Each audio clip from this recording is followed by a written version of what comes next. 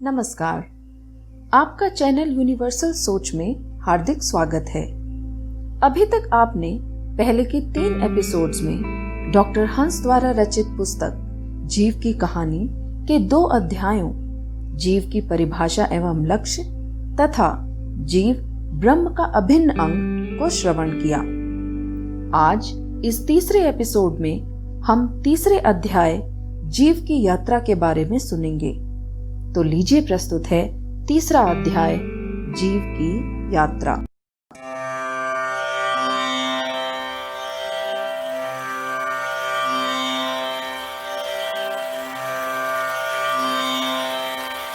जीव को पता नहीं कि जन्म मरण की यह यात्रा कब से चल रही है। करोड़ों वर्षों से अब तक 84 लाख योनियों में हम अनगिन चक्कर लगा चुके हैं। एक संत ने तो जीव की लंबी यात्रा का वर्णन करते हुए यहाँ तक कह दिया कि भूतकाल में मैं इतने जन्म ले चुका हूँ और इतना रोता रहा हूँ कि अपने सारे जन्मों के आंसू एकत्र करूं तो 7 समुद्र भर जाएं और सारे शरीरों की हड्डियां एकत्र करूं तो हिमालय से ऊंचा पर्वत बन जाए। जीव के आवागमन की यह यात्रा अनादिकाल से चल रही है। अंडज, जेरज, स्वेदज अर्थात पसीने से पैदा होने वाले जूं, पिस्सू आदि और उद्भिज अर्थात वनस्पति के लता वृक्ष आदि, इन 4 श्रेणियों की 84 लाख योनियां बतलाई जाती हैं। अवतार वाणी सुधा में इसका वर्णन इस प्रकार मिलता है। 16 लाख जल जीव बताए, बहुत जन्म इनमें भरमाए। पंछी जात कही 10 लाखा, आगे से चली आई शाखा। 11 लख कृमि कीट लखाऊं, पवन धरन में चलत दिखाऊं। 20 लाख था वर विस्तारा, भरमत भरमत ही पचहारा। 20 लाख पशु जोनि सुनाया, घनी बार सो पहरी काया। 7 लाख मानस तन देही, 184 यह सुन लेही। कई व्यक्ति कहते हैं कि डायनासोर आदि जीवों की अनेक योनियां समाप्त हो गई हैं, अतः अब तो ये योनियां कुछ कम हो गई होंगी। इनका उत्तर यह है कि प्रकृति में अनेक प्रकार के जीवों के नए नए शरीर बनते भी तो रहते हैं। डॉक्टर पाश्चर ने कीटाणुओं की खोज की है तो पता चला कि 7 लाख तरह के कीटाणु दृश्य और अदृश्य रूप में हैं। छोटे छोटे वायरस तो दिखते भी नहीं। जब एक स्वस्थ व्यक्ति छींकता है तो सूक्ष्म कीटाणुओं की 200 बस्तियां 200 कॉलोनीज बाहर फेंक देता है। तन मन धन से लगाव के कारण ही जीव 84 लाख योनियों की यात्रा में चलता रहता है। सद्गुरु से आत्मान प्राप्त कर ही इसकी यात्रा समाप्त होती है। गीता के 18वें अध्याय के 61वें श्लोक में भगवान श्री कृष्ण अर्जुन से कहते हैं, हे अर्जुन, ईश्वर संपूर्ण प्राणियों के हृदय में रहता है और अपनी माया से शरीर रूपी यंत्र पर आरूढ़ हुए संपूर्ण प्राणियों को या जीवों को उनके स्वभाव के अनुसार भ्रमण कराता रहता है। जो ईश्वर सबका शासक, नियामक, पालक एवं संचालक है, वह अपनी शक्ति से उन प्राणियों को घुमाता है जिन्होंने शरीर को मैं और मेरा मान रखा है। जैसे कोई रेलगाड़ी पर चढ़ जाता है तो उसे परवशता से रेलगाड़ी के अनुसार ही चलना पड़ता है। ऐसे ही मनुष्य जब तक शरीर रूपी यंत्र के साथ मैं और मेरे का संबंध मानता है, तब तक ईश्वर उसे उसके स्वभाव के अनुसार जन्म मरण रूप संसार चक्र में घुमाता रहता है।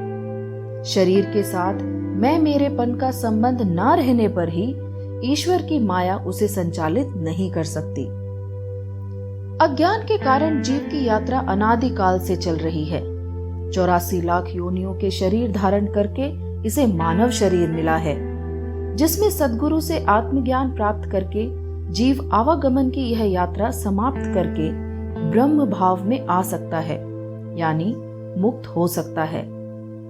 तन मन धन को अपना मानने से ही यह यात्रा शुरू हुई थी और ब्रह्म को जानकर तथा अपना मानकर इस यात्रा की समाप्ति होती है। जीव भगवान की परा अर्थात चेतन प्रकृति है, जबकि शरीर और संसार अपरा अर्थात जड़ प्रकृति है। भगवान की परा और अपरा प्रकृति को विद्या और अविद्या भी कहा जाता है। परा प्रकृति अथवा जीवन से ही भगवान से शक्ति लेकर सारे संसार की रचना की है।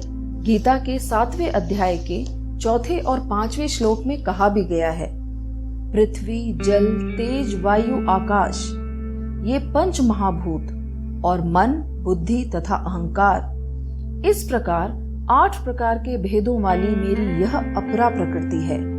और हे महाबाहो, इस अपरा प्रकृति से भिन्न जीव रूप बनी हुई मेरी परा प्रकृति को जान, जिसके द्वारा यह जगत धारण किया जाता है। जब चेतन तत्व अपरा प्रकृति के अहंकार के साथ तादात्म्य कर लेता है यानी संबंध जोड़ लेता है, तब वह परा प्रकृति कहलाता है। अपरा यानी जगत और परा यानी जीव दोनों ही भगवान की प्रकृतियां अर्थात शक्तियां हैं, स्वभाव हैं। शक्तिमान के बिना शक्ति की स्वतंत्र सत्ता नहीं होती। जैसे नख और केश निष्प्राण होते हुए भी प्राणयुक्त शरीर से भिन्न नहीं होते, ऐसे ही अपरा प्रकृति जड़ होते हुए भी चेतन परमात्मा से भिन्न नहीं होती।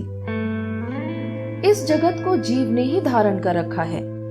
तात्पर्य यह है कि जगत ना तो परमात्मा की दृष्टि में है न महात्मा की दृष्टि में है, बल्कि जीवात्मा की दृष्टि में है। जीव ने ही जगत को सत्ता और महत्ता देकर उसमें अपनापन कर लिया और जन्म मरण रूप बंधन में पड़ गया। पृथ्वी से लेकर अहंकार तक सब जड़ अपरा प्रकृति है। अतः जैसे पृथ्वी जल अग्नि आदि जानने में आने वाले हैं, ऐसे ही अहंकार भी जानने में आने वाला है। उस अहंकार से तादात्म्य करके जीव अपने आप को मैं हूं ऐसा मान लेता है। इसमें मैं तो अपरा प्रकृति है और हूं परा प्रकृति है। अहंकार से संबंध विच्छेद होने पर मैं का तो अभाव हो जाता है और हूं चेतन सत्ता मात्र है में परिणत हो जाता है। अहम को धारण करने से जीव ने संपूर्ण अपरा प्रकृति को अर्थात जगत को धारण कर लिया। मैं हूं इस अभिमान को रखना ही अपरा प्रकृति को धारण करना है। गीता के 7वें अध्याय के 6 श्लोक में कहा गया है, संपूर्ण प्राणियों के उत्पन्न होने में अपरा और परा इन दोनों प्रकृतियों का संयोग ही कारण है, ऐसा तुम समझो। मैं संपूर्ण जगत का प्रभव तथा प्रलय हूं। अनंत ब्रह्मांडों में स्थावर जंगम थलचर जलचर नभचर आदि जितने भी प्राणी देखने सुनने पढ़ने में आते हैं, वे सब अपरा और परा इन दोनों के माने हुए संयोग से ही उत्पन्न होते हैं। अपरा और परा का कल्पित संयोग ही संपूर्ण संसार का बीज है। जड़ माया को मैं मेरा मानकर ही चेतन जीव 84 की यात्रा में पड़ गया, जबकि यह ब्रह्म का अभिन्न अंश है। जीव को ही जड़ की अपेक्षा से चेतन, अविद्या की अपेक्षा से विद्या, क्षर की अपेक्षा से अक्षर आदि अनेक नामों से पुकारा जाता है। ब्रह्म निरपेक्ष सत्ता है।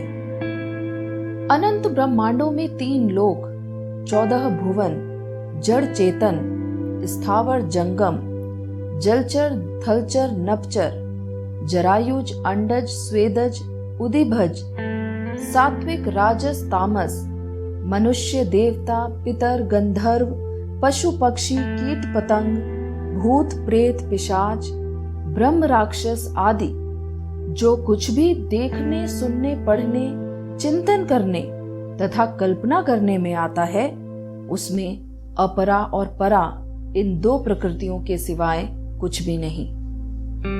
जो देखने सुनने पढ़ने चिंतन करने तथा कल्पना करने में आता है और जिन शरीर इंद्रियां मन बुद्धि अहम के द्वारा देखा सुना पढ़ा चिंतन किया तथा कल्पना किया जाता है, वह सब का सब अपरा है। परंतु जो देखता सुनता पढ़ता चिंतन करता तथा कल्पना करता है वह परा है। जितने भी शरीर हैं वे सब के सब अपरा के अंतर्गत हैं और जितने भी जीव हैं वे सब के सब परा के अंतर्गत हैं। अतः अनंत ब्रह्मांडों के भीतर तथा बाहर और अनंत ब्रह्मांडों के रूप में 8 अपरा, 1 परा अर्थात जीव और 1 भगवान, इन 10 के सिवाय कुछ नहीं, अर्थात 1 भगवान के सिवाय किंचिन मात्र भी कुछ नहीं। 9 द्वारों में 8 जड़ अथवा अपरा प्रकृति है तथा 9वीं जीव चेतन अथवा परा प्रकृति है, जो ब्रह्म से अभिन्न होकर भी अपने आप को अलग मानने लगा है और 4 श्रेणियों की 84 लाख योनियों में घूमने लगा। कहा भी गया है 84 को 4 श्रेणियों में बांटा है सृजनहार, अंडज जेरज स्वेदेज उदिभज, इनके अंदर सब संसार। निरंकार कृपा करता तो मानव इससे बनता है, गुरु मिले तो मानव ही आप हरि हो जाता है। इस प्रकार ब्रह्म से बिछड़े जीव की यात्रा पुनः ब्रह्म से मिलकर इस प्रकार समाप्त हो जाती है, जैसे जल की सरिताएं समुद्र में मिलकर शांत हो जाती हैं, जो कभी बादल बनकर सागर से बिछड़ गई थी। अपरा प्रकृति को मैं, मेरा और मेरे लिए मानने से ही जीव को अपरा, परा और परमात्मा तीनों अलग अलग दिखाई देते हैं। वास्तव में परमात्मा ही है, प्रकृति है ही नहीं। प्रकृति की तरफ दृष्टि होने से ही प्रकृति है, दृष्टि ना हो तो प्रकृति है ही नहीं। दृष्टा भी दृश्य के संबंध से है, साक्षी भी साक्ष्य के संबंध से है। जब हम अपने को शरीर मानते हैं तभी जीव भाव में आ जाते हैं और जड़ माया से मैं मेरे का नाता जोड़कर स्वयं को ब्रह्म से अलग और दूर समझने लगते हैं। यही जीव का दुर्भाग्य है कि वह अज्ञान के कारण ही 84 के दुख भोगता रहता है। वर्तमान सद्गुरु की शरण में आकर आत्मज्ञान प्राप्त करके जीव मुक्त हो जाता है और उसके जन्म मरण की यह यात्रा समाप्त हो जाती है। जीव की यह यात्रा तभी समाप्त होती है जब यह अपनी सत्ता ब्रह्म की सत्ता में मिलकर समाप्त कर देता है। एक पंजाबी के कवि ने ठीक ही कहा है, मैं भी हां ते तू भी ए, गल कुछ जचदी नहीं, मैनू अपनी होंद तो इनकार करना पड़ेगा।